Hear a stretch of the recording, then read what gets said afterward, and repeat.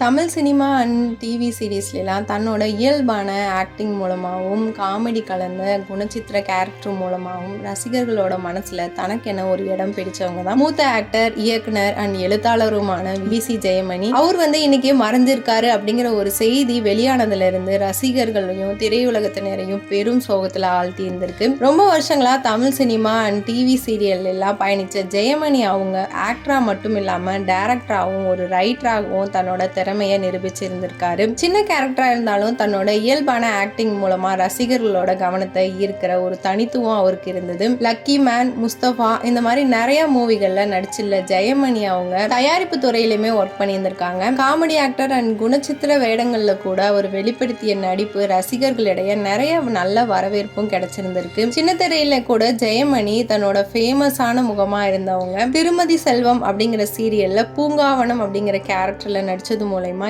ஏராளமான ரசிகர்களோட பாராட்டும் கூட அவருக்கு கிடைச்சிருந்திருக்கு. விஜய் டிவில டெலிகாஸ்ட் ஆயிட்டு வர சிறகடிக்க ஆசை சீரியல்ல ரோஹிணி அவங்களோட மாமாவா நடிச்ச அவரோட கேரக்டருமே ரசிகர்களிடம் அவருக்கு பெரிய வரவேற்பு கிடைச்சிருந்திருக்கு. வயசு அதிகமா இருந்தாலும் கண்டினியூஸா நடிச்சு தன்னோட கலை பயணத்தை ஆர்வத்தோடைய தொடர்ந்தவங்க தான் ஜெயமணி. ரொம்பவே எளிமையான குணம், சக கலைஞர்களோட அன்பா பழகிற பண்பு, எந்த கேரக்டரா இருந்தாலும் ஒரு முழு அர்ப்பணிப்போட நடிக்கிற திறன், இவை எல்லாமே அவரை ரசிகர்களோட மனசுல என்னைக்குமே நிலைத்து நிக்கிற மாதிரி செஞ்சிருந்திருக்கு. அவர் நடிச்ச திரைப்படங்களும் சரி, சீரியல்களுமே சரி, அவர் விட்டு சென்ற எல்லா கலைப்படைப்புகளுமே என்னைக்குமே அவரை நினைவு கூற வச்சுட்டு தான் இருக்கும். அவரோட ஆன்மா சாந்தி அடைய இறைவனை எல்லாருமே வேண்டிக் கொள்வோம். அவங்களுடைய குடும்பத்தினருக்கும் நண்பர்களுக்கும் அவங்களோட ரசிகர்களுக்கும் எங்களோட ஆழ்ந்த இரங்கலை தெரிவிச்சுக்கிறோம். நீங்களும் உங்களுடைய இரங்கலை கமெண்ட் செக்ஷன்ல கமெண்ட் பண்ணுங்க. மேலும் இந்த மாதிரி சினிமா அப்டேட், சீரியல் அப்டேட் பத்தி தெரிஞ்சுக்கணும்னா மீடியா ரோ சேனலை சப்ஸ்கிரைப் பண்ணுங்க.